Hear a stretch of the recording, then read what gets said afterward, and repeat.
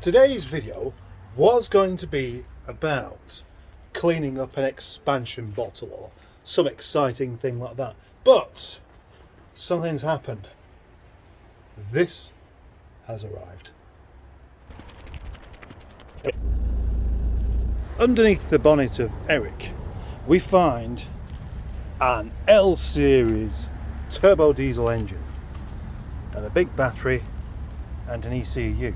Last week, whilst making a video of Eric and talking about the engine and the math sensor and how they go wrong and how you can bridge them and then finding out that you shouldn't really do that, I mentioned somebody called Chaz Lee. And to my surprise, later that evening, I had a message from Chaz Lee saying that he would very happily send me an ECU that's chipped up for this car to be somewhere between 130 and 140 brake horsepower. That's a lot more than it has. And it's unlocked, so basically you just plug it in and you go. What a fantastic result. What a fantastic chap. So, that's what I'm going to do today. Swap the ECU over.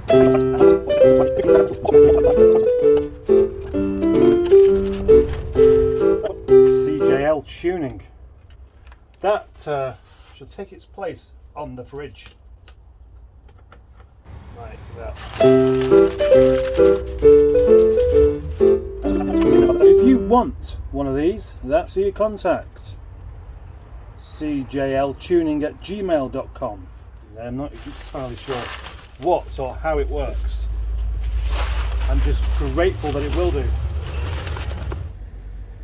This is one of those jobs where you should disconnect the battery before changing the ECU.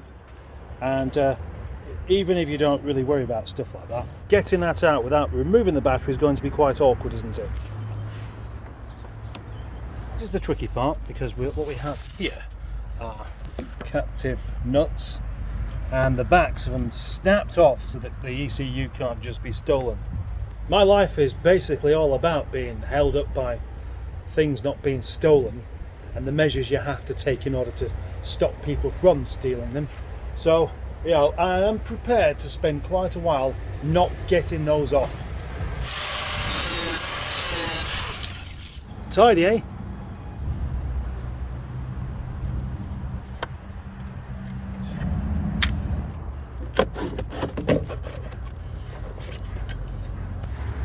This is where I'm going to put my gloves on because I don't want my hands getting too grubby. As you can see, it's the same.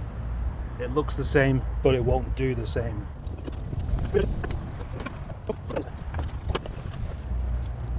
There we go. I've stuck it in. That's installed, and you know me, I never, ever try and make things look easy. Good. I really do love the way these L series start. So that is now ready to go. There were two options.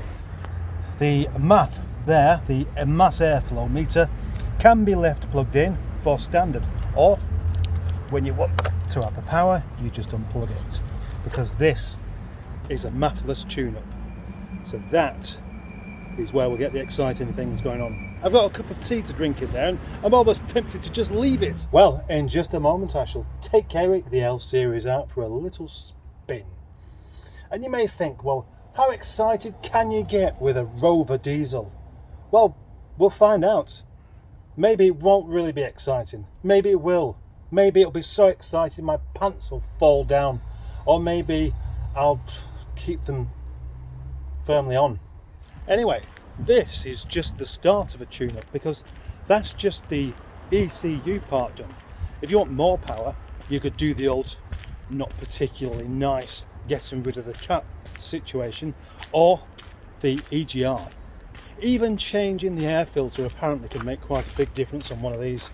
Then of course the last thing would be the injectors. The SDI injectors, they make quite a difference. Then presumably there are some turbo tweaks that you can do as well.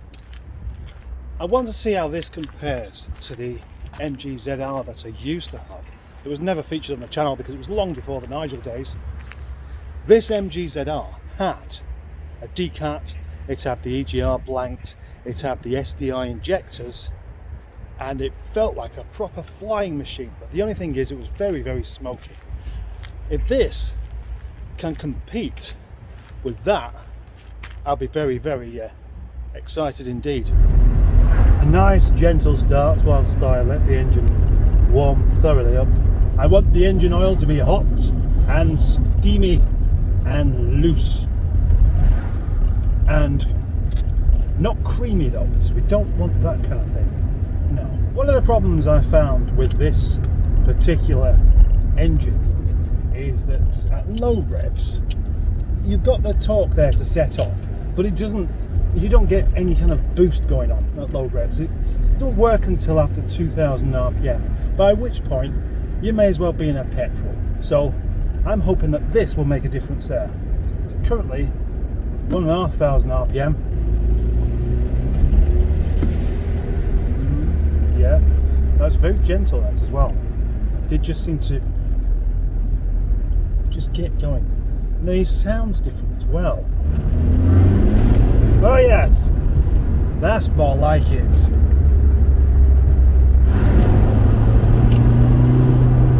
That's terrific actually. That really pulls. Excellent.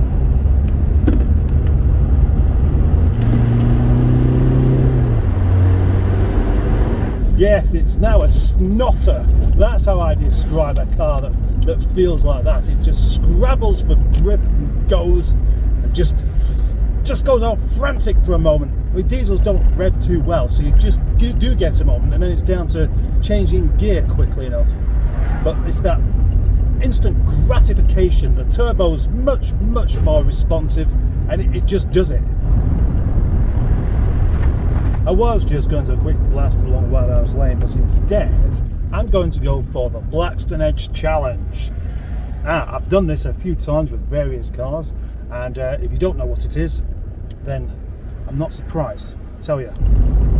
This here is Blackstone Edge Road. It's not called Blackstone Edge Road, it's called Halifax Road.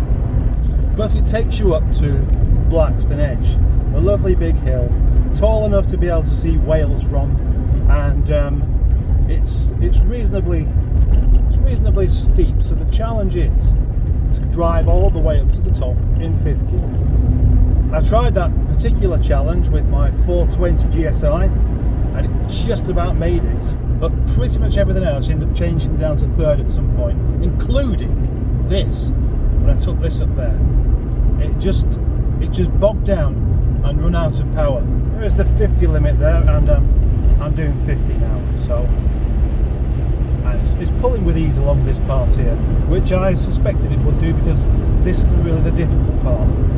It's when we go around the next couple of bends that we will discover the awkward bit. It's picking up rather rapidly actually. I won't tell you what speed I got to just then, but it was a bit more than 50. This is where it gets difficult, just here. So still in 5th gear, put my foot down, and actually it's picking up again. yes, it's picking up really nicely. So we are currently going a bit more than 50 miles per hour, and it's just done it with absolute ease. That's brilliant. Yes, oh gosh, it's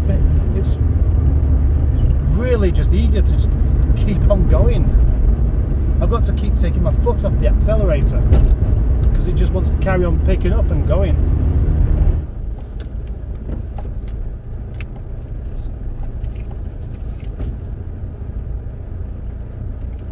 Very pleased with that indeed.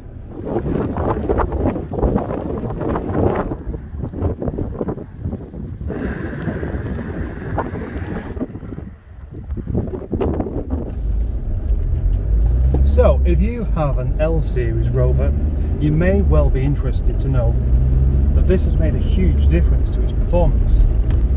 A proper big difference. I'm really impressed. Just changing that has made, it's transformed it basically. And if you want the same thing with your car, you can contact Chaz Lee. Apparently, the best way to contact him is just through Facebook. I don't know if there's anybody else called Chaz Lee, but he will respond. And it's about between 150 to 180 pounds to have your ECU swapped for an unlocked ECU that will generate this kind of power. Plug and play, as they say. It's worth it if you like. If you want your 25 or 45 to actually be something that can properly compete with modern day diesels, then this is definitely the way to go.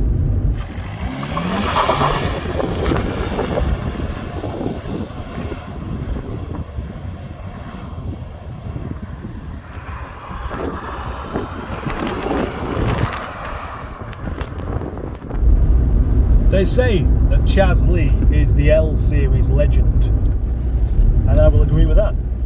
The guy is fantastic. What a job. All I've got to do now is just say thank you very much. Thank you very much for sending this to me, and I do highly recommend his service. He's getting such a good plug for this. Oh, another point actually is it's not flung up the engine management light, and I was expecting that to happen. So obviously this remap takes care of exactly that, so it doesn't think there's anything wrong, because there isn't, I suppose. I might just try on my way back plugging the MAF back in for a comparison. I mean, I've already had that. The original plan for today was to do some work on Alfie, but I'm just enjoying being out so much on this lovely sunny day with my rejuvenated 25. I'm going to go up and see Senior Mustard and Nigel.